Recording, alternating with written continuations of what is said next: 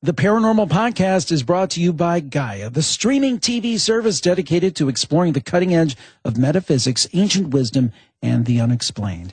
5,000 years of wisdom on demand. Get your first month for only 99 cents. Visit Gaia.com/Jim. That's Gaia.com/Jim to see what's happening on the largest consciousness media streaming platform in the world. Thanks, Gaia. The Paranormal Podcast is also brought to you by Wink. Wink is offering our audience members who are 21 and over and who live in the U.S. a $20 credit plus free shipping on their first order of 4 bottles of wine as a new member of Wink. For a free bottle of wine with your order, go to trywink.com/Jim. That's TRYWINC.com/Jim. Thanks, Wink.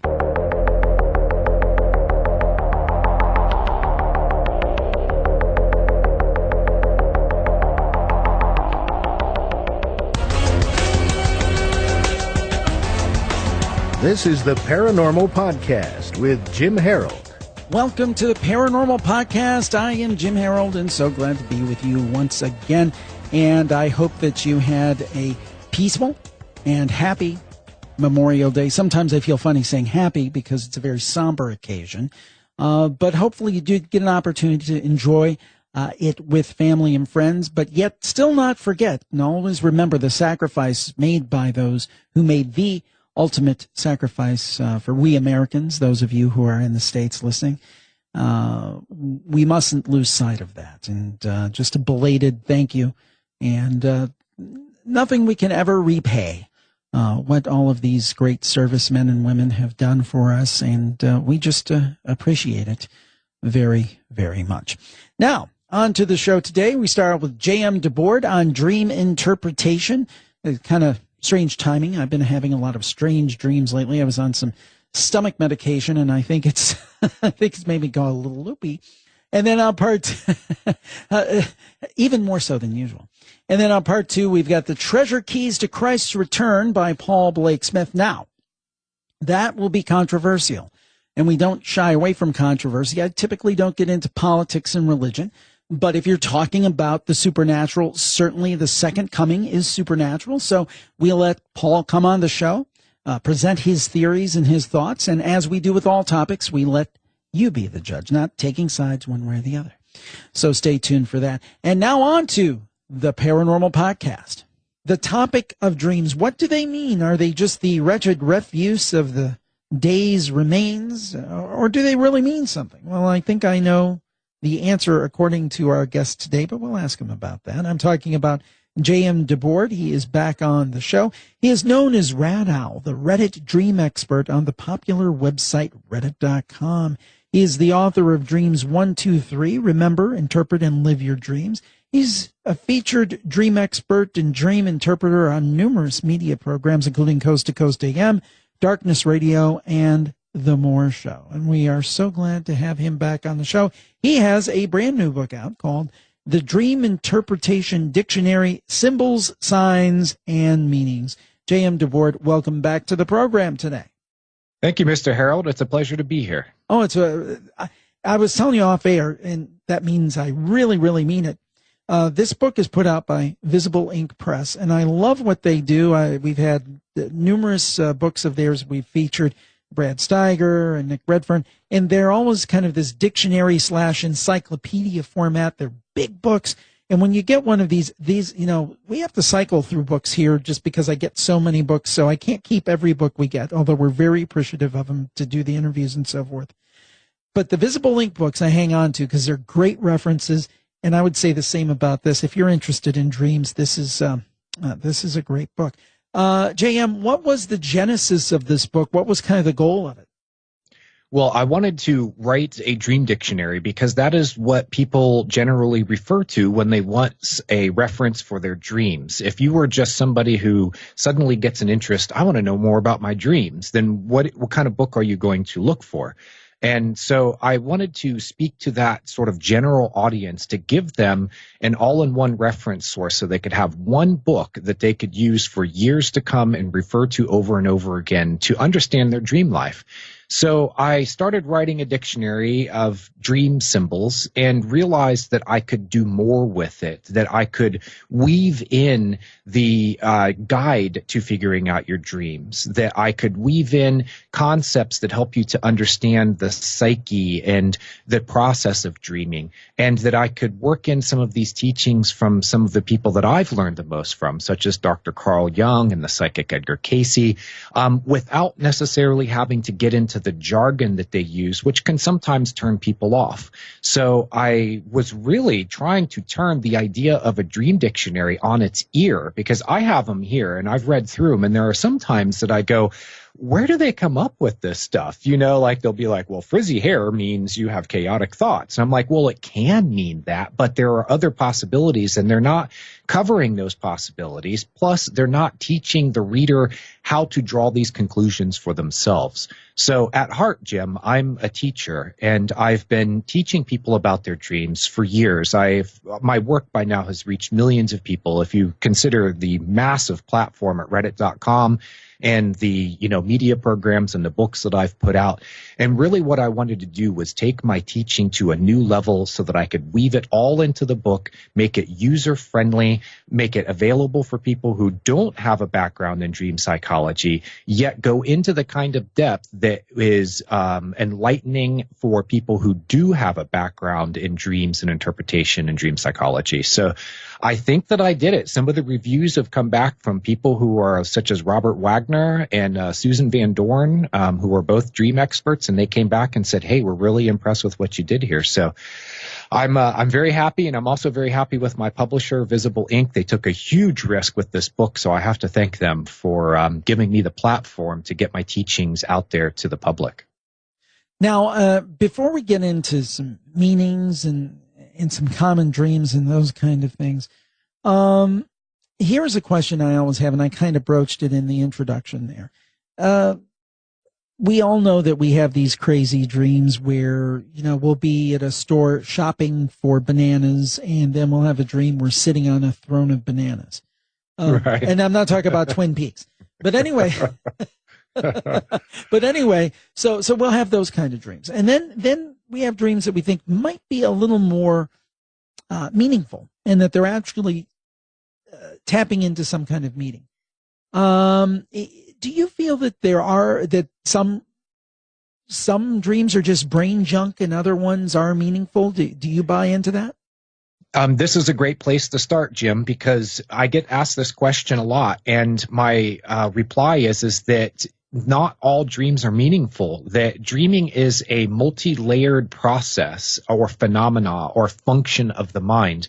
And you can have dreams that are early in your sleep, which tend to just be the mind sorting through memories, getting rid of junk, running bodily processes, and going through neurological processes called neuroplasticity, which is when your brain, the pathways, they've got these billions or trillions of pathways that are connecting the parts of your brain, and all the neural pathways connect together and into the different centers of the brain. And as you sleep, your brain is opening up and allowing new information to come in, and it's collating and processing, and then it's also trimming off some of those neural pathways because they're no longer needed. So you need to be able to release the day's information to kind of clear the memory banks and allow new information to come in the next day. So this is an essential process. It has to happen. When people don't sleep enough and they don't dream enough, then they tend to break down physically and mentally and emotionally. This is why sleep deprivation is used as a form of torture. It was used down in Guantanamo and places like that.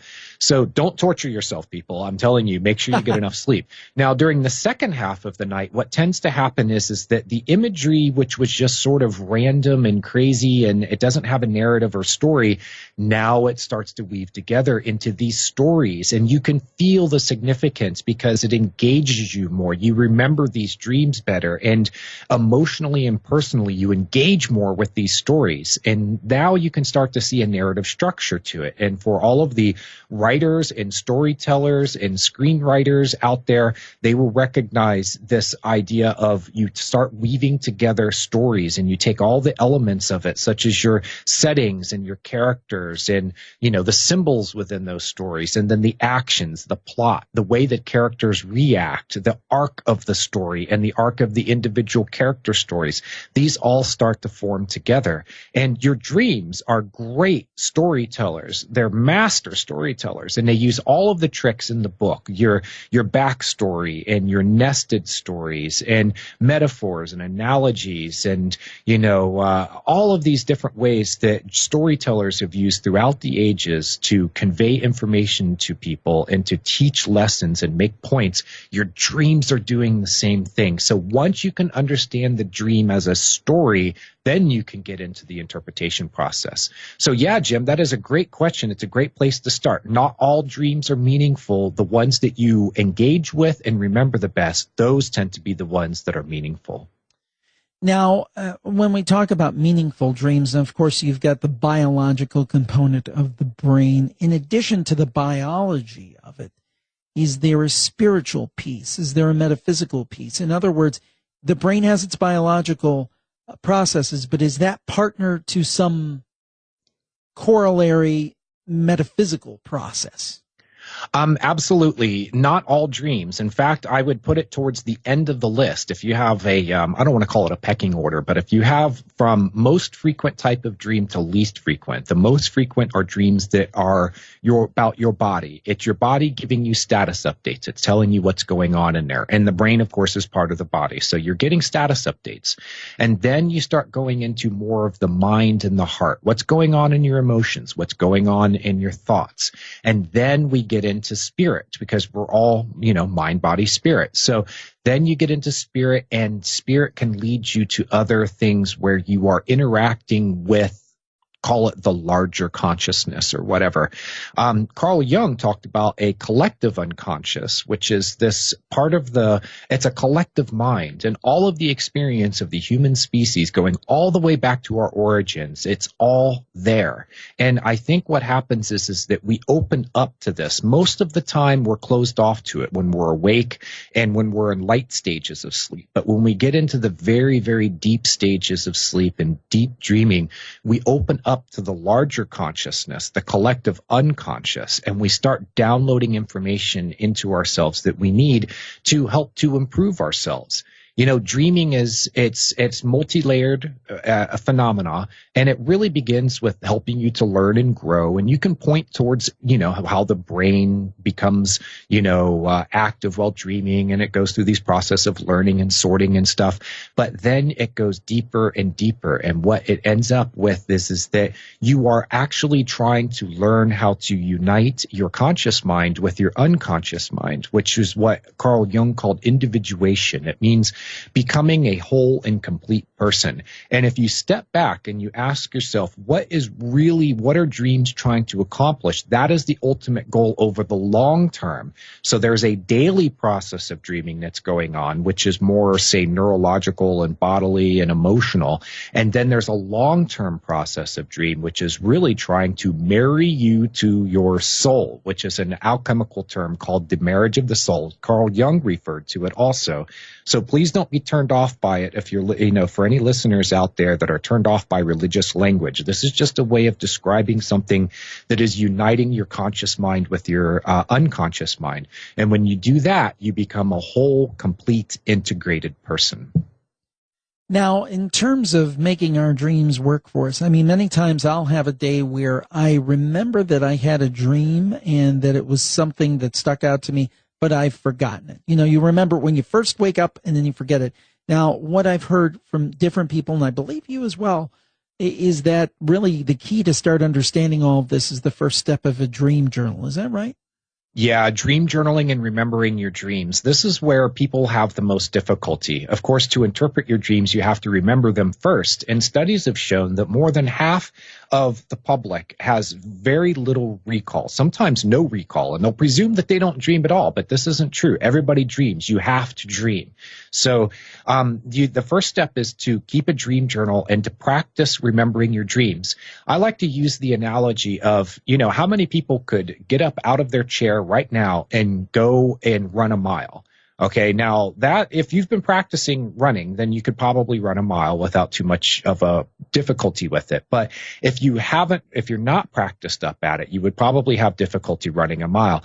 It's the same idea with dreams. The first time that when you first start getting into remembering your dreams, you're probably going to have some difficulty with it. You're just going to remember little bits and fragments. You might not remember anything at all. But if you practice it and you apply some of the techniques that I teach in my book and online at my blog, then you will start to have better recall, and then the ball gets rolling, and it'll go from having little fragments and pieces and scenes of dreams to being able to remember the entire story. And then it won't just be one dream, but it'll be several dreams. And really it all begins with keeping that dream journal, that notebook next to your bed. It reminds you, A, that you want to remember your dreams. B, it gives you the chance in the morning to be able to grab that pen and start writing, or grab your phone, turn on the voice recorder, start speaking into it. Get those memories out of you. If you need to just outline it and do keywords because many memories are coming back, that's okay. It'll jog your memory later, and that gets the ball rolling, and you will start to have more and more dream memories that come up, or at least better recall of those dream memories. And then you will start having the kind of depth of content and understanding of your dream stories that you can then take the step 2, which is go in and interpret the dreams. So I hope later that I can tell your listeners about my newsletter, the We Love Dreams newsletter, because I pack it with information that has all of these, tips for dream recall, and now what do you do with it? How do you interpret and understand the imagery and stuff like that? So maybe we can go over that later. Well, actually, we can go over it later, but since we're doing it, how can people sign up to it, since you mentioned it? Okay, so We Love Dreams newsletter. Type that into your favorite search engine. It should be the first result, and I'm J.M. DeBoard. So you can also go directly to dreams123.net/newsletter, or just go to the front page and there's a link from there. When you give me your first name and your email address, what will happen is you'll get a welcome email, and then I've set up an automated system that will continue to send you emails. Everything is private. I'm not going to spam you. Mostly what I'm sending you are links to my blog posts, my videos, my podcasts, my media interviews, and I give you this information in a structured way so that you can start walking through it step by step. And really where it begins is, hey, you got to remember your dreams. I have, a nice blog post about this that covers top 10 tips for remembering your dreams, and then it'll take you into the rest of it. So the We Love Dreams newsletter, type it into a search engine, and then you're ready for launch.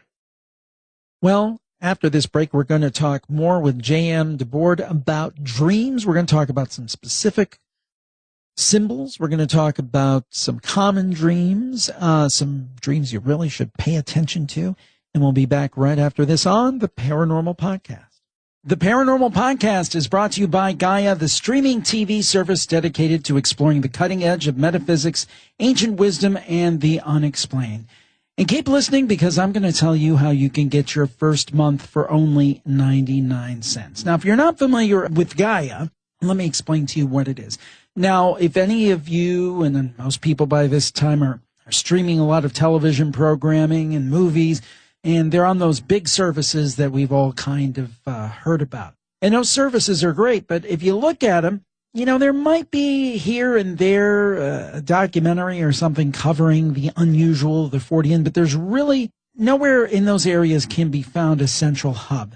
But luckily, there is a streaming TV network that is specifically dedicated to the topics that we love, the paranormal, the strange, the Fortean, the metaphysical, and it is Gaia.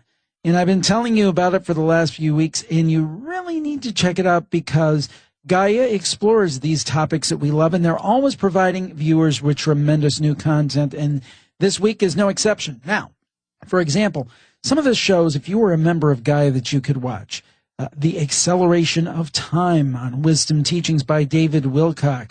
They examine the geometry at the infinitesimal and galactical levels of existence, and this research begins to pay off as they see how this energetic geometry affects the planets encircling the sun. How about this one? Antarctica, the new Area 51, that's on Cosmic Disclosure. And Corey Good brings forward new information coming out of Antarctica, revealing that it has become the new Area 51. George Norrie on his show, Beyond Belief, is going to talk to Jim Marrs, who is fantastic, and he's going to talk about the history of the Illuminati. And there is so much more that you can enjoy. And it's kind of neat because Gaia has set up a special page for us as listeners to the Paranormal Podcast, and you can get little samplings of different things. You can go over to Gaia.com/Jim. That's Gaia.com/Jim. And there you'll see a sampling and get to watch some clips, no charge, just to get a sense of what Gaia is all about. For example, I'm looking here, Nostradamus' prophecies for our time with John Hogue on Beyond Belief, or revealing the original secret space vehicles with Mark McCandlish. And that one has over 216,000 views. So check all that out over at Gaia.com/Jim. That's Gaia.com/Jim. And then once you've checked it out, I think you're going to say, 99 cents for a month of this? I've got to try it. So go up to the top of that page at Gaia.com/Jim and click on the little orange sign up button in the upper right-hand corner. And there you can sign up and give Gaia a try for only 99 cents for a month. It is a fantastic deal. And I think once you give it a try, you are going to love it. So go over to Gaia.com/Jim. That's GAIA.com/Jim to see what's happening on the largest consciousness media streaming platform in the world. Thanks, Gaia. We're back on the Paranormal Podcast. Our guest is J.M. DeBoard. The book is The Dream Interpretation Dictionary, Symbols, Signs, and Meanings. And J.M., I'm sure you run into this, having been so active on Reddit and have done so many sessions and interpretations. What are some of the more common dreams that you hear? Well, I tell you, I was just doing a presentation at Canyon Ranch Health Spa Sunday, and the theme that I was asked about by a dentist was she gets asked a lot about teeth falling out and crumbling. And so when you have something like that happens in a dream, what you want to begin with, the generating ideas based on what is that part of the body used for? Or what is that object, if it's a car or a plane or whatever. But let's stick with teeth for now. Teeth are used, first of all, for presentation. When you smile, you can tell a lot about a person by the condition of their teeth. So if you have bad condition in your teeth, it can mean that you're putting forth a bad image. If your teeth fall out, it is literally you are losing part of your face if a tooth falls out. What does loss of face mean? It means you've done something to harm your image or your reputation. But teeth go further. Teeth are used for speaking. My tongue is rolling off the back of my teeth right now to be able to create certain sounds. So if your teeth are falling out, it can affect your ability to speak. Well, now take that idea further. Speaking is related to articulation. Articulation is how you express yourself. You might have difficulty expressing yourself if your teeth fall out. There are other things such as teeth cracking, and that can be nervousness and stress. Sometimes it means that you're actually grinding your teeth as you sleep, and that you are feeling that, and the nerves are speaking, into your body and into your brain, and you're dreaming, so your brain is responding by producing dream imagery that's related to your teeth, combined with the fact that you're grinding them and you're starting to get nervous about possibly harming your teeth. And so then it turns into dream imagery of your teeth cracking and falling out. Now, some other common imagery is driving in a car. It is such a great metaphor and versatile metaphor for talking about the daily progress and movements of your life. You have, when you control the steering wheel and the gas and the brake pedals, now you're talking about analogies and metaphors you could make for control of your life, the direction that it is going. When you use the gas, it can mean how much energy are you putting forth. When you use the brakes, it can mean that you want to slow something down. Like, say, for instance, that you start a relationship and it just rockets right out of the starting gates, and now you're starting to feel a little uncomfortable about the pace that this relationship is going. So what are you trying to do in your dream as you're pressing on the brake pedal, but it's not working because you're unable to slow down the relationship? Or maybe it does work and it means that you are able to step back and say, whoa, let's slow this down here. Let's not jump into things, right? So another theme that comes up a lot is flying, and specifically flying in a plane. In planes, you begin with the idea, what is a plane when you take a flight? Usually it is to reach some kind of a special destination. It's not just like hopping in your car to go to the store or go to work. When you get on a plane, it's because there's a special destination that you have in mind. And so think in the larger terms of where do you want to end up in your life? What are the more distant destinations that you want to reach? And again, think of it as a personal destination that you want to reach. I've had this many times in my dreams related to my career as an author. I'll dream about trying to fly to Paris. Because why Paris? Because it is a city associated with intellectual thought and with literature. And by trying to get to Paris, what the dream is really saying is that I'm trying to get to this goal in my life of being an author who is recognized as a dream expert, which then also ties in with knowledge, intelligence, stuff like that. Many times in my dreams, it's talking about the obstacles to getting there, such as being able to buy a ticket or bringing my passport with me. My passport can mean that I'm giving myself the personal permission to be able to do this. Maybe there's something inside of me that is resisting the idea of being a larger public figure. It starts to take away your privacy, and suddenly your Facebook account's exploding with people wanting to know about their dreams, and you're going, hey, I used to have those 2 hours a day for being able to exercise, but now I'm responding to emails. I'm sure you know what that's like, Jim. Yep. I hear your name everywhere as a podcaster, and you're very well known now. So, it really starts to eat at you, and now new issues come up, such as how am I going to be able to protect my private life? So, these themes come up in the dreams, but the overall idea is that I'm trying to fly to a new city, and that city is associated with where I'm trying to get to in my life. Can you think of any others that you want to know about common dream themes or symbols? Well, for example, my wife said the other day that she dreamed of a wedding, and the first thing she said, "Oh, that means death." And of course, being the optimist that she is, so wedding, that's a good one. What about weddings? And this gives me a chance to tell your listeners why I wrote this book, was because I ran across a lot of bad information out there. You can wake up from a dream and you go to your favorite search engine and you start typing in, well, what does it mean to dream about a wedding? And the number one result says you're going to die, and you're like, oh no, I don't want to die, Or I had one in a workshop that I gave where a lady talked about losing a tooth, meaning she's going to lose a close loved one. Wow. And, I'm like, wow. Well, there are some cultural traditions where that is associated with, especially losing a molar, because it's deeply embedded in your mouth and your loved ones are deeply embedded in your life. So this is the way that the symbolism is created. But out of hundreds of dreams that I've interpreted that feature teeth, only a few of them had anything to do with losing a loved one. So I wanted to give readers better information than just going online and taking the random crapshoot and hoping that you can come up with good information. So when you begin with a wedding, what is a wedding? Break it down to its simplest ideas. This is one of the first steps of dream interpretation. Well, in simplest terms, a wedding is a commitment. So you could ask yourself, if you have a wedding, what are you being asked to commit to? Or what are you deciding that you want to commit to? It could be deciding that you're going to commit to a new exercise routine, or you've decided that you want to push more to advance your career, or you have a relationship like a friendship that's developing. And there comes a point where you have to make a decision. Do I want to be closer with this person, or are they going to stay in that outer circle of friends? These are the kinds of things that dreams can refer to in a wedding.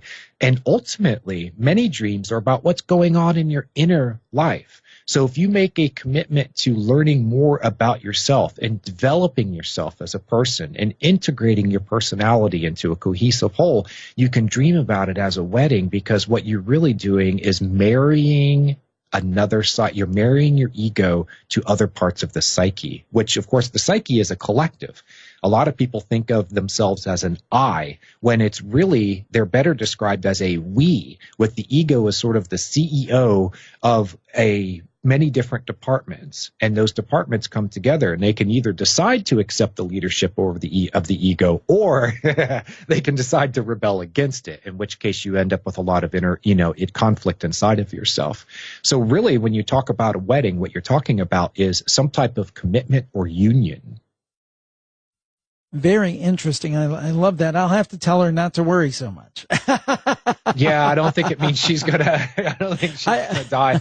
I really don't know where that comes from. I'm brainstorming here, trying to think of where someone could come up with that idea from it. And I don't see any connections. Weddings are usually very positive and indicate new things going on in your life. My wife tends to be a pessimist. I can just tell you that. But anyway, okay. Well, and again, I think this points to the idea that in dreams, a cigar isn't necessarily a cigar. Isn't that the case?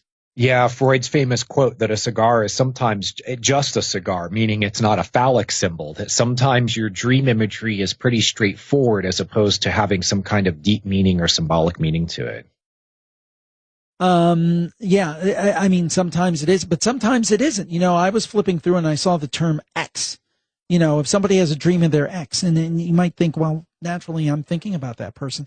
But that's not necessarily the case. That was one where it could mean a whole range of different things.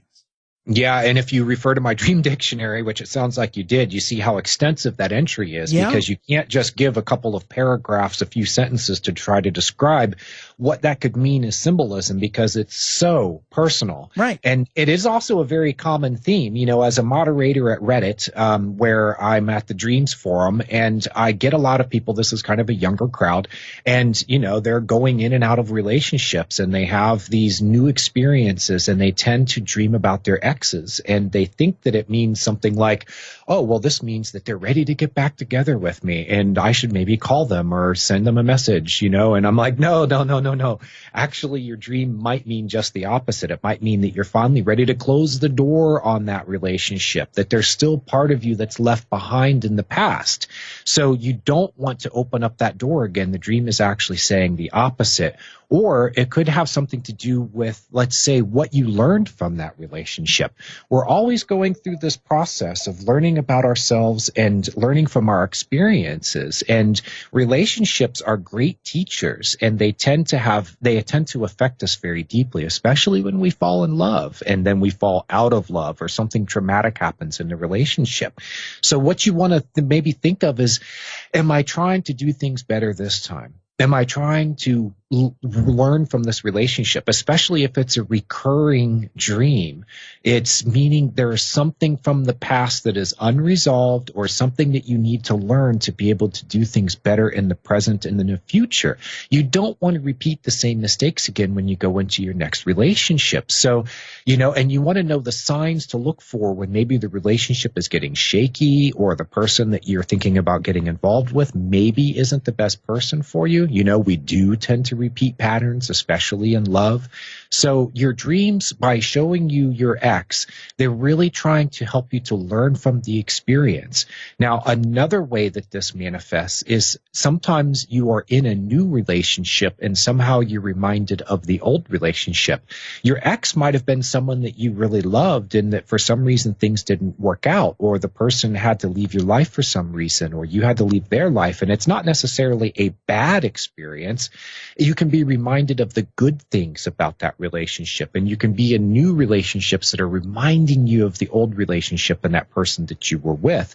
So you want to pay attention when your dreams bring up your ex, because it could be giving you some really valuable information that's going to help you to learn more about the person you're getting involved with now, more about yourself and how you're responding, especially emotionally, and how to learn from the past so that you can have better relationships in the present.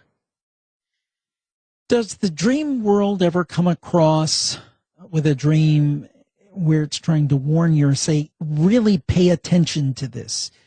Does that happen? And if so, what are like the telltale signs of a dream that you really, really need to take heed of?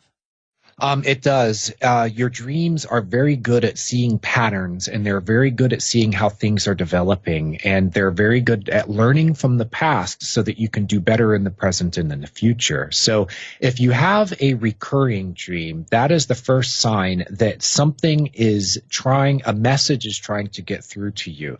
And your dream is either going to use the same theme and show it in different scenarios, different ways of presenting the story to you, or it's going to show you the same story over and over again. I call those Groundhog Day dreams because you tend to get to the end of the dream, you have a choice to make, and if you make the same choice, then you just go right back to the beginning. And that's exactly what happens to Bill Murray in the story until he decides that he's going to do things differently so that he can have a different outcome. And what that can be saying is that you are trying to do things the same way and you're expecting a different outcome. But of course, you're going to get the same outcome because you're not doing things differently. You're not changing. You're resisting that change, or you're not learning from your experiences. So that can be the first sign that a recurring dream is that something is trying to get through to you, that there's a message or there's a warning. The other thing is that when you have dreams that warn you about something, they tend to be more vivid and realistic. The street that you're walking down before the car runs the red light and you're in the crosswalk is a street that you recognize from your daily life, or it's a street that you will be on in the future and you haven't been there yet. Like, let's say that you're going to take a vacation to Rome, and you've never been to Rome before. And I use Rome as an example because they have notoriously bad drivers there. So you dream that you're walking down the street in Rome and suddenly a car veers off onto the sidewalk and there you are facing the bumper, and that's where the dream leaves off. And you wake up and your heart is pounding and you are sweating and you have this very strong reaction to the imagery in the dream. Now, if it's symbolism for something that's going on in your life, like maybe you are going straight towards some kind of dead end in your life, or you're about to crash into something or someone, there's some kind of traumatic thing that's going on in your life. Usually, if that's the case, you can make the connection, especially once you've been practicing dream work for a while. You'll start to really feel your way through the dream, and you can tell the difference between a dream that is speaking to something that is ongoing or just happened in your life, or a dream that is warning you about what's going on in the future. Now, these are called precognitive dreams. When you dream about a future event and there's no other way that you could know that this event is going to happen, and then it comes to pass, it's called a precognitive dream. And if you type into your favorite search engine, precognitive or ordinary dream, you will probably run across as the number one result a very popular post I have on my website, which is about this subject. And I walk the readers through the process of being able to differentiate between a dream that is personal and symbolic, and it's just speaking to what's going on in your life, and a dream that is warning you about something that could happen in the future. And Jim, I emphasize could, because precognition is not prophecy. It's what precognition is doing is it's reading the probabilities for the future, and it's giving you the information you need ahead of time to decide that you want to have a better or a different outcome than what you saw in the dream. So when you are walking down the sidewalk in Rome and you start to recognize the scene and you go, hey, I think I dreamed about this, it's time to start looking out for that car that's going out of control, because I tell you from experience, personal experience, and from researching this subject very deeply, that there are thousands of reports that you can find just with a few days of depth of looking into this and reading books such as The Gift from Sally Ryan Feather, and digging into the work of people like physicist Russell Targ and researcher Ian Wilson. They have documented thousands of these cases of people who've been warned ahead of time in dreams that there is something that could happen, and you should heed the warning because you have an opportunity to change what that outcome could or is going to be. It's interesting because I'll give people a little peek behind the scenes here. A lot of times when I'm interviewing people, I have some idea what I'm going to ask, but I don't make a list of questions per se. I don't know if that's good or bad. Try to be more conversational. But when something comes to mind, I have some index cards here, and I'll just write down one word. And the word that I wrote down, and this is pretty ironic, right before you start talking about precognition, was premonitions. Yeah. Yep. So that's pretty weird that you came up with that. It's all related into the same phenomena. You might think of a premonition as a precognitive experience that happens while you are awake. See, when you're dreaming, your senses are shut down and you're more open to receiving this information. You know, the signal is coming through more clearly, but you can have these signals come to you at any time. It's just usually you are too distracted to be able to fully process the information. So it waits until you're asleep. And anything that was missed during the day, your dreams tend to focus first on those things that are important to you that you missed. We're constantly being bombarded with sensory information. And I read somewhere that, only a small percentage of the information, like 1% or 2% of the information that is constantly coming into you, only that small percentage of it is actually being fully processed by your rational mind. The rest of it is just sort of hitting you subconsciously. So you might be getting information such as a premonition, which is really precognition while you are awake. In my first book, Dreams 1, 2, 3, I used a great example of a mother who dreamed that there was a small white pill that was underneath the lip of her couch. She saw it very clearly in her dream, and her first reaction was, if my baby got a hold of that, because she had a toddler that was in the crawling stage, she thought, if my baby got a hold of that and ate that pill, that could be a disaster. So she woke up in the morning and the dream was very strongly on her mind. And she said, okay, I need to go check. And sure enough, she went downstairs, looked up underneath the couch, and right there was a small white pill that was a powerful sedative. Wow. That she realized would be, it might make an adult drowsy, but for, let's say a 20-pound child, that it could be a trip to the ER or worse, right? So she thanked herself for paying attention to that dream. Now, was it precognition? Or did she actually see the pill out of the corner of her eye? Like, let's say she was vacuuming or something that day, and she caught it out of the corner of her eye, but there was, the phone's ringing, the baby's crying, and she's thinking about something at all at the same time, and she doesn't have a chance to fully process the fact that that's a pill, that's a prescription pill, and that could be something that's harmful to my baby.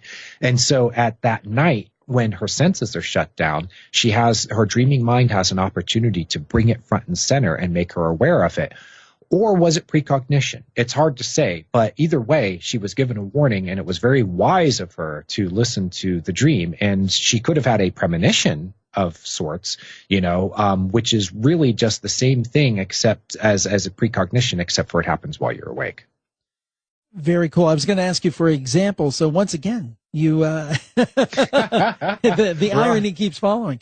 We are on the same wavelength. Exactly. Awesome. You're beaming across the miles. Well, the book is The Dream Interpretation Dictionary, Symbols, Signs, and Meanings. Our guest has been J.M. DeBoard. J.M., where can people pick up this book? And again, please repeat where people can check out your email, newsletter, and everything else you do. Absolutely. It's available for pre-order right now at Amazon, and it's actually discounted by like 25% or something like that. So the official release date is June 13th. It is being distributed out into bookstores across the country, really across the world. And of course, it will be in other online outlets such as, Barnes and Noble and Aid Books and places like that that carry new books. It's going to be out there. So it's The Dream Interpretation Dictionary, Symbols, Signs, and Meanings by J.M. DeBoard. I have it on my website, of course. If you go to dreams123.net, there's a link right from there that can take a reader right to places where they can buy the book. I highly encourage your readers to go to dreams123.net because I have a collection of years of information I've put there. Many of the questions that I'm asked as a dream expert, I've decided, hey, I need to write this stuff down instead of repeating myself over and over and over again, so I went ahead and I put a lot of this stuff into articles and blog posts that I've posted there. So really begin there. I'm on Facebook, of course. If you look up Interpret Dreams at Facebook, then they can, your listeners can find me there. And in fact, after my last interview with you, Jim, I had a great response. There were people, some of your listeners came to Facebook and spoke with me there and took an interest in my work. So I was very, happy for that. that, and I appreciate you giving me the opportunity to speak to your listeners and to, spread the good word that dreams really are meaningful and that there's a lot that you can gain from paying attention to them and, putting some effort into understanding and interpreting them. Yes, and the book is The Dream Interpretation Dictionary, Symbols, Signs, and Meanings, and the author is J.M. DeBoard, and he has been our guest today. J.M., thank you for the kind words, and thank you for being on the show again. Mr. Harold, the pleasure is all mine, and best of luck to you and ongoing into the future. Well, I certainly enjoyed that interview. I hope that you did as well. Now, stay tuned. Paul Blake Smith will be up talking about the second coming right after this. The Paranormal Podcast is brought to you by Wink. Wink is targeting a new generation of wine drinkers who want to do away with the pretense and simply enjoy reasonably priced great wine. I love it because until Wink, they used to be called Club W, but before these guys came along, wine kind of intimidated me, but no longer the case. I enjoy wine, and this is a great time of the year because we're coming up on the summer, and you're going to have friends over, you're going to entertain, and wouldn't it be nice to have several bottles of wine at the ready and kind of make you look like a connoisseur, but you're just learning through Wink? That's why I love it so much, because Wink custom tailors wines to your tastes and delivers 3 bottles of wine each month to your doorstep for $39 plus a flat $6 shipping rate. All you have to do, you don't have to know anything about wine. I didn't know anything about wine. Visit Wink and take their 20-second palate profile quiz to get instant wine recommendations based on your unique profile. You tell them, they ask you, do you like to eat this? Do you like this taste? Do you like that taste? And then it spits out a recommendation, and it's really pretty neat. Now, the price point for most wines is extremely affordable, $13. So by signing up with Wink, you're getting your first bottle for free. Now, Wink is offering our audience members who are 21 and over and who live in the United States a $20 credit plus free shipping on your first order of 4 bottles of wine as a new member of Wink. And I absolutely love it. I've been enjoying a bottle of One from the Quiver. And they've got these neat kind of funky names, but it's great wine. This wine actually is from Argentina. And very, very neat stuff. So I want you to try it. I think you will enjoy it. It's great for entertaining. I love it. And now I feel like I'm building up a little bit of a collection. Very affordable. And when friends come over and I can offer a bottle of wine, and it's not things that you regularly see in the stores either. So that's kind of cool too. And if you go over to the Wink website, they give you all this background. You can watch these very concise videos that teach you about the different wines. It's very cool. So to receive a $20 credit and free shipping on 4 bottles of wine on your first order, go to trywink.com/Jim. That's TRYWINC.com/Jim. I think that you will love it. Thanks, Wink. Our guest is a return guest. He's been on our UFO program, but today we're going to talk about something totally different. In fact, maybe something different than we've ever talked about on the show. Our guest is Paul Blake Smith, and he has a new novel out called The Treasure Keys to Christ's Return. And even though it is a novel, it is based on the premise that the second coming of Jesus Christ is upon us. And some people out there might be listening now and say, Jim's getting religious on us, and we're doing a show. We're not doing a show on religion. You're doing a show on the supernatural. Well, whether you agree or not with Paul's assertion, I can't think of anything much more supernatural than the second coming of Jesus Christ. And like anything we do, whether you believe or you don't believe, we hear the theories out and let the audience decide. And I thought this was perfectly appropriate for the Paranormal Podcast, and we're so glad to have Paul Smith with us. The book, again, is The Treasure Keys to Christ's Return. Paul, thank you for joining us today. Thank you for having me on. And while we're right up front and honest with each other, I'll tell you I'm not a religious person, and I'm not a member of any church. I would not even call myself a Jesus freak or a Jesus fanatic. However, I'm quite familiar with the prophecies of Edgar Cayce, a little of Nostradamus, and a little of Ruth Montgomery and her spirit guides. I used to correspond with her back in the 80s and early 90s. She passed away in 2001. And I think what I have to put together in this novel and talk to you about today will be quite interesting and maybe a little scary. Okay, well, we're all for that. So I guess, and you kind of answered it there, but what inspired you to write this book, not being what you call a Jesus freak? Why did you say this is a book I want to write? Well, back in November, I had just about finished all of my publicity for my second book on the Cape Girardeau UFO crash. And I was casting about what am I going to write next? And I'd had the various plot threads in my mind and notes hanging around my desk here about a novel I've been wanting to put together for many years.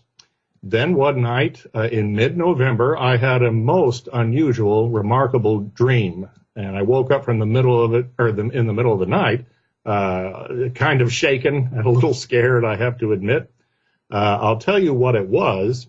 But first, let me preface this remark by mentioning that there's a reporter named Kirsten Powers for CNN. She used to be with Fox News, who reported the same thing happened to her almost exactly in 2006. Mine happened 10 years later. Kirsten, at the time, was an atheist. While I'm a general believer in Christ, I'm not a member of any particular church. Well, anyway, I woke up in the middle of the night from a very vivid dream in which I met Jesus Christ. And he spoke to me. He touched me, and he spoke to me. And he turned to me in a robe out in the desert, and he said, "Christ is your Redeemer always." And I could tell you exactly how he looked and what the conditions were and what he was wearing. And it was your typical hair parted in the center and a beard and mustache. And I was so stunned. It was so incredibly real. And this is what Kirsten Powers reports in her dream. It was both a dream and yet a real experience that I was just electrified. I just woke up and was stunned. And I've never experienced anything like this before. And really not since that time. And that's what Kirsten Powers also says. So I learned about Kirsten Powers about 2 months ago. I finally decided to look this up. Is there anyone else having dreams like this? And only a few that I can find. And so I don't know the grand overall meaning, but I do know what I experienced. And that gave me the final tipping point to create this novel, which was about various prophecies that point to our future and the return of Christ. Now, do you think that some way that dream was to achieve that dream was delivered unto you for just this reason, to inspire you to write this book? I don't know, and I really cannot make that claim. Jesus did not say to me or anyone else in the dream, "You need to write this book." He didn't say that at all. However, I thought, well, that's the last straw, if you want to put it that way. And I'm going to get this novel put together in all of these different prophecies. I actually left out two prophets who point to the return of Christ, and I can get to those. I don't know too much about those two, but I do know the three main biggies. And then I go into, in the book, what did Jesus say to his disciples about his return? And he gave them a kind of top 10 list, is the way I put it, of the conditions that would be in place just before his return. And you may have seen this on television with televangelists or heard your minister maybe many times saying Christ is coming back. It's in the Bible. It's in the New Testament. And yes, I rather agree with that. He went down a list of pretty scary sounding things that are going on every day around the world. And I've been finding, to my surprise and dismay, that a lot of these factors are accelerating. They're getting worse and more noticeable. And I could go into that in more detail. But I think the key phrase at the very end is that Jesus told his disciples, "See that you are not troubled, for these things must come to pass, but the end is not yet. For these are just the beginning of sorrows," which is an astounding statement. Like, these things aren't bad enough. It's going to be getting worse, and then he'll come back. So something very big, you would assume, logically, is headed our way after all of these signs that are going on around us right now. Well, I have to kind of put out on the table my background a little bit and kind of, and I may have mentioned this to the listeners to some extent, but maybe not in this context.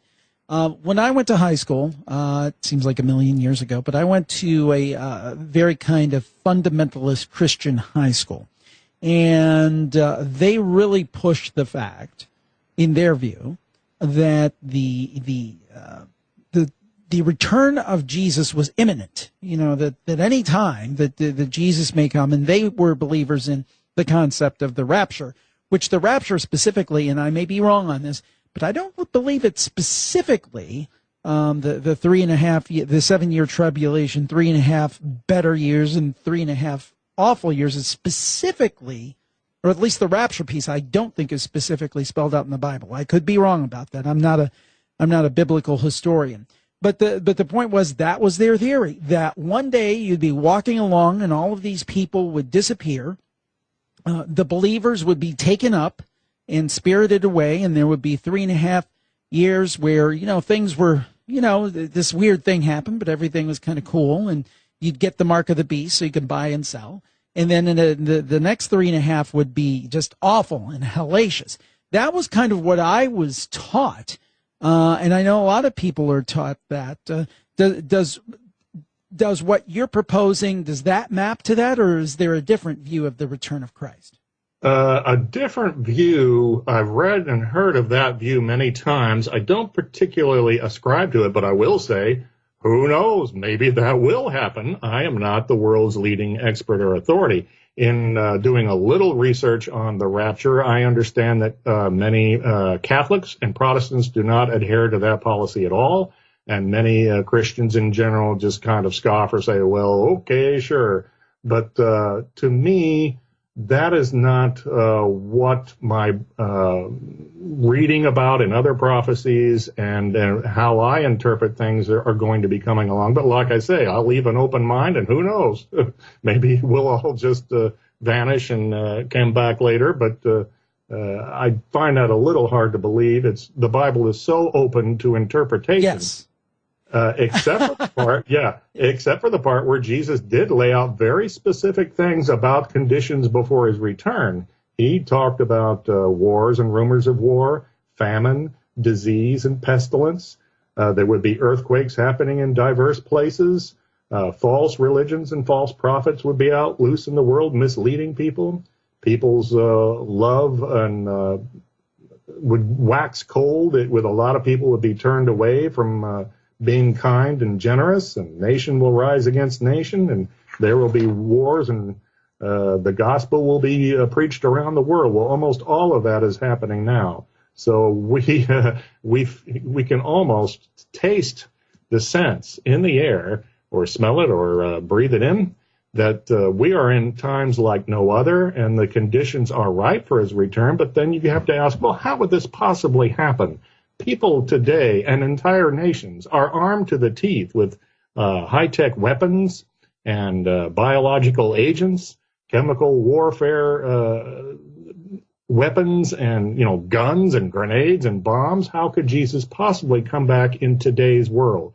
And I think I may have the answer as I get into my book, that it will be a very different world once he gets here. But I just don't believe in the rapture per se. And I would say, as time has gone on, I wouldn't say that I believe in it either, but it is, and I don't mean to cast aspersions, but it was somewhat traumatic as a teenager to be told that, if you don't believe, you're going to be left behind and have this horrible fate, and you have to get the mark of the beast and all of this stuff. I mean, it was really traumatic. I think that experience, frankly, even though I still consider myself with the Christian faith, has kind of ruined me to the faith, that it so confused. No, seriously, it so confused me as a young teenager that I still hold a lot of those kind of things. Like, if I don't do X, Y, Z, I'm going to, as they used to say, burn in a devil's hell and things like that. And my wife, who is Catholic, we have conversations about this, the time, and that experience kind of ruined me to the church. But anyway, that's my story. It's not the story of this book. So talk to us how you do envision the return of Christ. What do you see coming based on your research and the prophecies that you've been interested in and researched? I don't put a time frame on it, and I think no one knows the day and the hour of the return. That's quite true. Not even the angels on high, it says in the Bible. I do know that. But I would think within the next 10, 15, or 20 years at the outset, we would be looking at this. And I go to the world of science, because the world of prophecy from these three different sources I've mentioned, Edgar Cayce, Ruth Montgomery, and Nostradamus, all say that the Earth is going to slurp over onto its side, tilt over in a polar shift disaster. And in the aftermath, people will be banding together. They won't be warring and fighting. They won't be sitting around watching video games, violent video games and violent movies. We will be rebuilding our society after a great deal of destruction from this global calamity. And into that atmosphere of cooperation and togetherness, then will come the birth of Christ. So I looked at the world of science, and I was rather astounded and depressed by what I saw and read. For instance, this spring, a new report shows from scientists that the world's oceans are now 13% warmer, far warmer than what scientists originally thought. Everything is accelerating, and now we've even lost two-thirds of the Great Barrier Reef because of warm ocean temperatures.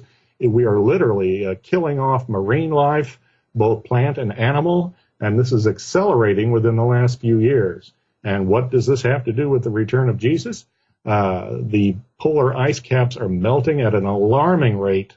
I was almost astounded to find out some of this in doing research over the past 5 or 6 months.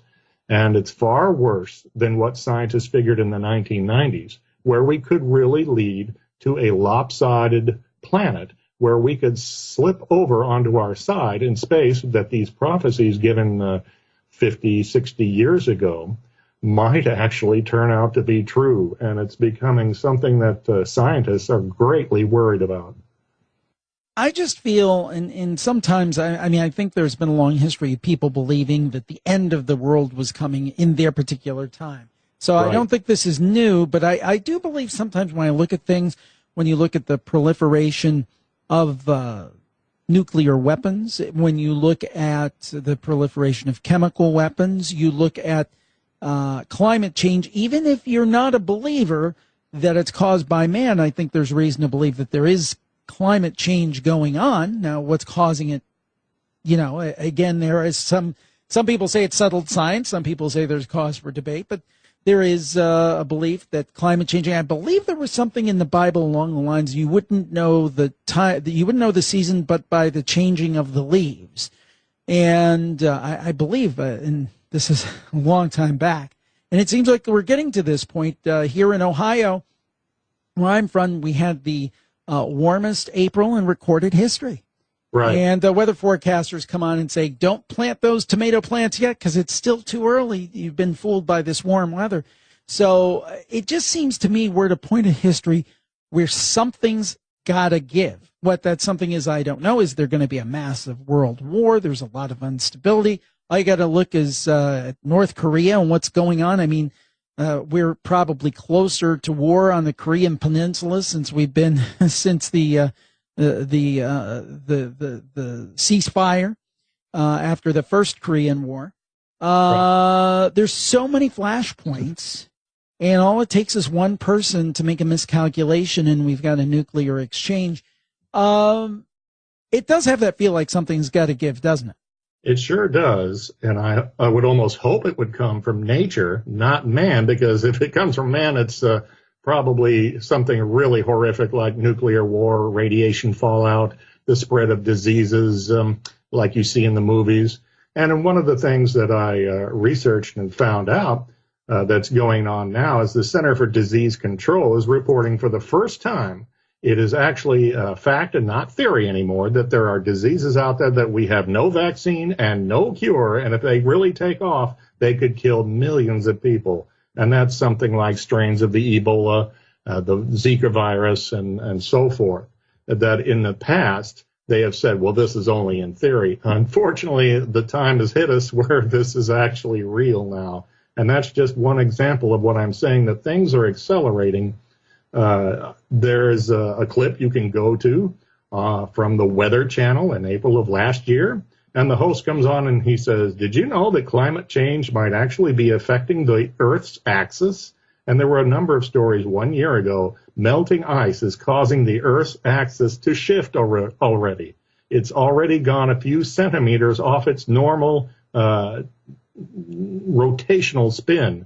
And so this is, once again, another tipping point. I put it in the book and tried to be as subtle as possible, but it is the whole crux on which the return of Christ could be, and that we will have this global disaster, but there will be wars and even rumors of wars going on at the time when it happens, and then people will band together and Christ can come back without fear of some lone nut shooting him or entire nations gathering their nuclear weapons and, nations that are not friendly towards Christianity.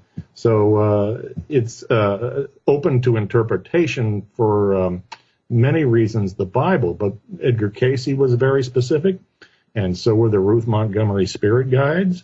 They produced entire series of best-selling books mentioning the Earth was going to slip over on its axis as far back as 1971, and repeatedly stated, this is coming for man's future, you better prepare for it. And now we're getting closer and closer to that. Looks like it could well be reality. I mean, if that happened, what would physically happen to the Earth and people on it if we had this axis shift? Not good news, I can tell you that. The Earth's, according to the Ruth Montgomery Guides, who described what they feel or what they foresee coming, entire continents will be shaking. There will be volcanic activity, and we'll even see some volcanoes pop up close to the very event itself that are cones that come out of the flat ground and start spewing lava, and other old volcanoes spewing lava, and this will cause the Earth to shake so much we'll have tidal waves on all the coastlines. They foresee a president of the United States who will listen to the scientists at this time and warn people that, yes, it appears a global disaster is coming. Everyone get away from the sea coasts. There will be a mass evacuation at that time.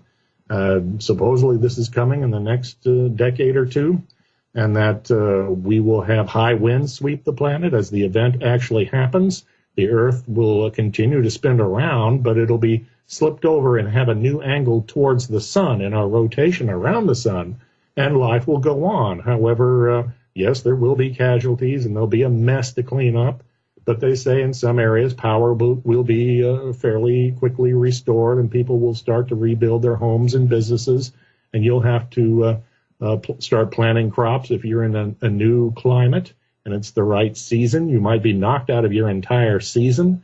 They said that, for example, Northern America and Canada will be much more seasonably temperate and good for planting crops in that area. So this would be an enormous event should it indeed occur. And we have to keep our eyes on the science reports that talk about global warming and the incredibly rapid melting of our ice caps. Now, in terms of the return of Christ, how would that unfold from the prophecies that you've reviewed in what you think may be in store? Well, certainly the Bible tells us that Christ will return, and he promises this. And of course, as mentioned, we have this kind of top 10 list that is sadly going on here today. And then Edgar Cayce said that he would return just as you have seen him go. You will see him return, and he will walk and talk amongst men in groups and men in masses and will not be harmed. It will be the biblical 1,000 years of peace. It's a wonderful, rosy picture of the future if we can just get past this global event that is allegedly coming. The Ruth Montgomery Guides say that he will be born, as he was last time, to a woman in the Middle East, I would assume a virgin, and that he will grow up and become the Christ, the anointed one. It will be obvious to all. There will be omens and portents that will, signs that will show it, and everyone will agree, and there will be a global government based on Christ and God's wishes. And it's just a really wonderful time in which people will unite to have one currency and one language so we can all get along. instead of having quite a great deal of division and anger amongst us as we see in today's world. So why did you decide to put this in the context of a novel, of a fictional story, as opposed to maybe doing a non-fictional treatment? Where do you think that came in, and how did that kind of maybe provide a better platform for this information? I appreciate nonfiction, and I wrote 2 books on the Cape Girardeau UFO crash that were nonfiction, but I wanted to try my hand at creative fiction writing. I've been writing a few screenplays of that nature over the years, and I've got some other books that I've written, one of which is a humorous novel, a comedy novel, but I wanted to pick up some various plot threads I had and put together a creative novel that gets people thinking, and Christians especially, because it is the great prophecy that I think more people should talk about and ponder amongst themselves seriously, is that the conditions are becoming more and more ripe. The world's getting even crazier. I'll give you another example. Jesus talked about there would be famine in the conditions just before the end. And I looked it up, and it says that nearly 800 million people on Earth now live in hunger. That's about 1 out of every 9. Climate change is so changing many continents and crops that it's getting worse. And now President Trump has proposed a policy where he's going to cut aid to many African nations. And the United Nations is in a panic over this. They said this could lead to perhaps as many as 20 million people going hungry. They're going to starve to death in African nations if they don't get that federal funding from America. And it says one United Nations source said this is the largest humanitarian crisis since the creation of the United Nations. And they're trying to figure out what they can do to convince President Trump to continue that American government aid. So we have terrible famine, and it could be growing much worse. And like I said, could this be an obvious one of the 10 signs of the end as we get closer and closer to some sort of tipping point? We all agree that something big seems to be getting closer.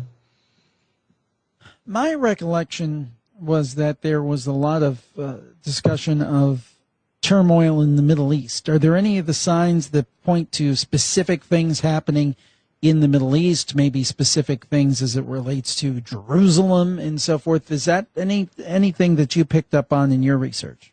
You certainly hear a lot of that from televangelists such as Reverend Hal Lindsey. He has a program that I will tune in and watch once in a while, and he feels that there are forces gathering for a military invasion of Israel, and they are pretty much surrounded by enemies and really need our support. And hopefully we will continue to support them as they are a democracy and they are our friends in the Middle East. But it is certainly possible that we could see a lot of turmoil from that area. And once again, nations will rise against nations and kingdom against kingdom, and there will be wars and rumors of war. Jesus warned us about that. So you would think that this stuff could be stopped. But sometimes you just think we're hurtling, down a path that we're destined to do these terrible things, whether reasonable people are around and decrying and protesting against this or not. Tell us a little bit about the characters in the novel. I created a fictional character since I'm a man. I wrote for a lead hero of being the male star of the what I feel like could be an entertaining movie. He's a former Olympic boxer who runs a restaurant on the coast in Miami, on Virginia Key. It's part of the Miami area.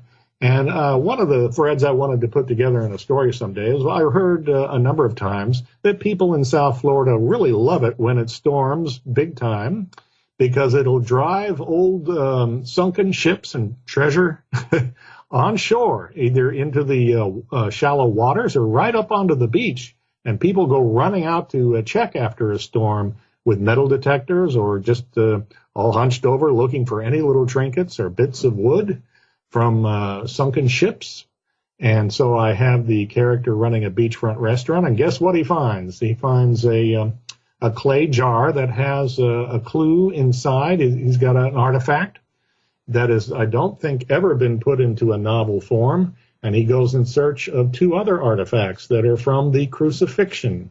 And I don't want to give too much away, but they are three items that were thrust upon Jesus just before he was executed by the Romans. And we have to have our heroes, the character's name, Rigatoni Rhodes. He runs a restaurant.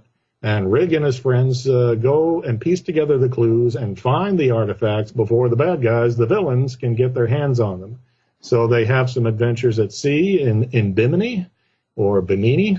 And then I have a sequel already written, and I'm already working on a third one to create a trilogy. So I don't want to give too much away. But there is one sign that I put in my second book that is an interesting clue to look for if we really are on the road to a polar shift and the return of Christ. Can we really believe Edgar Cayce and Ruth Montgomery and such? And one sign to factor in, if we see this happen, we'll know we're on the road and there's nothing that can stop it. And I put that into the second book. It is deals with a volcano erupting in Italy and what will happen to America shortly thereafter. So what would be your advice for people having this insight? What would you suggest? I mean, maybe the best question is, how has it changed the way maybe you live your life? That's a good question, and I'm not someone used to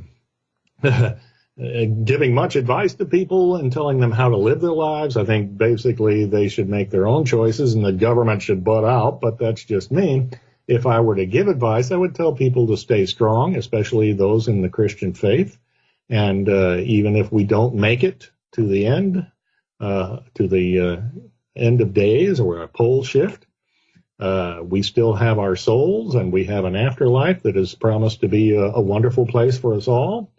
And so if you, in the meantime, have a home, you might want to prepare your basement with basic supplies for food and drink and keeping clean with fresh water and stocking up on some tools that are not reliant on electricity, no power tools, and just basically prepare like perhaps you would for an earthquake, because you never know what might happen. And so it couldn't hurt to do these things, but I wouldn't get too carried away. I wouldn't become what they call maybe a prepper, but do a little preparation sure couldn't hurt. I think that's just generally good advice, whether you believe in the second coming or you just believe that the world is a scary place. You know, having some provisions on hand, I just think is why, even in the case of something like a power outage. I remember, this had to have been, my goodness, 12 or 13 years ago, the eastern part of the United States, a big chunk of it, including where I live, didn't have electricity for about 18 hours. And it was a very strange feeling to walk out your door in a suburb where you have street lights and everything, and there was not one light. The water wasn't working because at that time the water pumps were dependent in the Cleveland, Ohio area. And there was a huge swath of the United States or the eastern U.S. that didn't have power for about, I think it was probably about 18 hours. And they somehow blamed it on a downed power line somewhere in Ohio. And it just sounded very shady to me. It sounded like there was probably some other explanation. But that kind of told me, hey, it doesn't hurt to have some extra provisions on hand. Well, this is a fascinating topic, and I know some people may take issue with this. But again, when we talk about this and we talk about Christianity, and it goes both ways. You know, I'll talk to people of the Christian faith and say, I don't believe in all that supernatural stuff. And I'm like, wait a minute. I think you do, and you just don't realize it. Yeah. And then on the other hand, I talk to the paranormal people, and it's like, I'm interested in the paranormal and the supernatural. And it's like, well, I think this is pretty supernatural if this is true. So I think it's perfectly appropriate for the program. And Paul Smith, I appreciate you coming on the show. Where can people find your book and more information about this? You can go to arguspublishing.com. They have the book in e-Kindle form, e-book form, all kinds of methods to get it in that way. You can order it, have it shipped for free to yourself. I always prefer a hard physical copy, to flip through and carry around.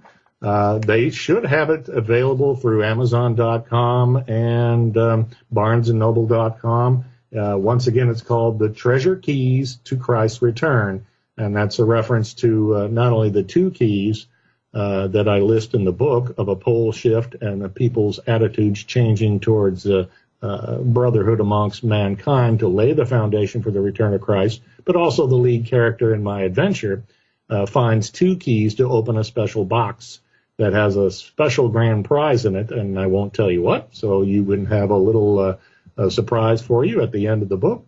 But you can access it in those manners. And also you can contact me on Facebook if you have any questions. I also send out some Twitter that on AskDavid.com.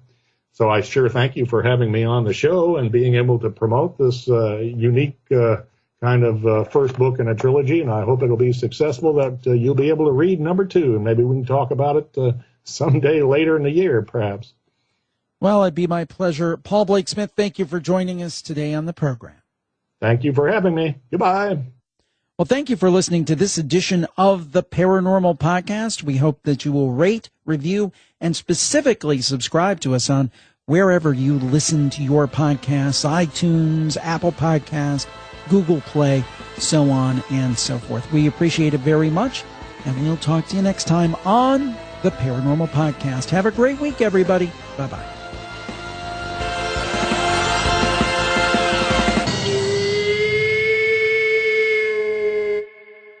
Now for the legal disclaimer. We do not accept money from publishers or content producers in exchange for interviews. However, as with most media outlets, in the majority of cases, we do receive complimentary copies of books and DVDs that we feature on our podcasts. Your purchases of books, DVDs, and other items via our Amazon.com links benefit Jim Harold and JimHarold.com and help us continue our programming. The sponsor messages you hear on the programs are paid endorsements, although we really do like them. For the full disclaimer, go to JimHarold.com, and thanks for listening.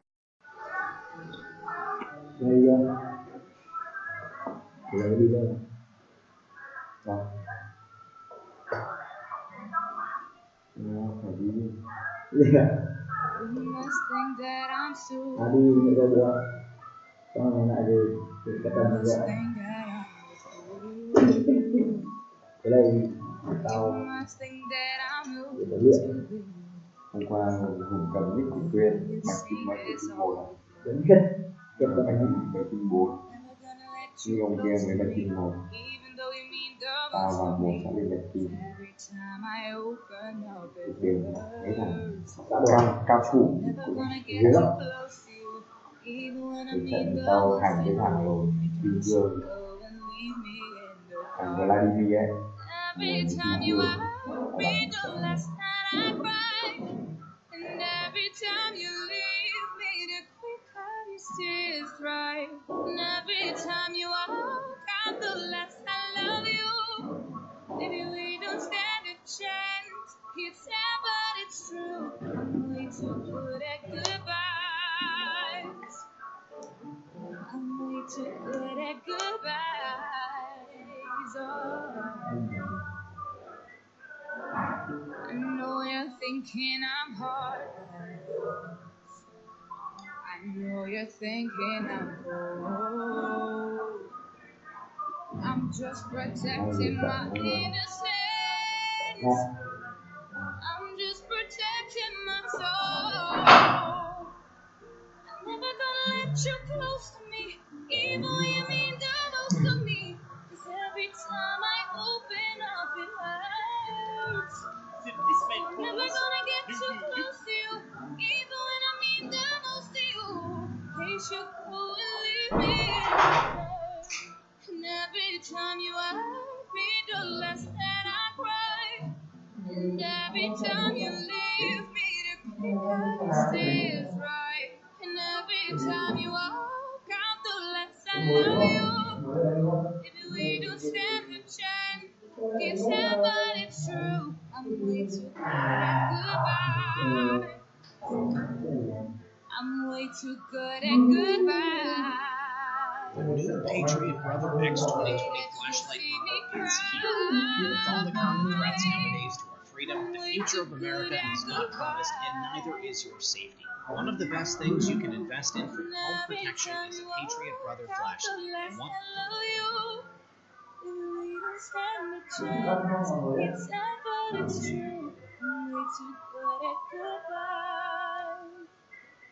When I was 6 years old, I broke my leg. Khôn từ nay From my brother and his friends. Tasted Mạnh ở nhà trọ là từ lúc ông mới xin phép phát ông nhà trọ luôn à? Không, đợi trong ký túc xá 1 năm. Thì lý do gì khiến ông rời xa nơi chôn rau tận rốn? Trong ấy chật chội với nó không ý thức. Nếu tôi để ông được 1 năm là nhiều, tôi được 2 năm. Thôi thì mày tiền tao đéo theo nữa. Tao đâu có phải trong tâm mà cái đồng đây bên trong D á, B thì nhiều sản vâng, đơn nào mà uống bia rượu được kèm mình á là Rồi mà rồi mà được một sự lô xe vẫn mình mất vậy nhá. nếu là tôi xe đúng qua xe mình với chỉ cao quan trọng là roommate thôi, chứ còn phòng giờ xây hẹp thì nếu mà roommate không ấy thì đeo thua. Không anh bên Tây kia bên mình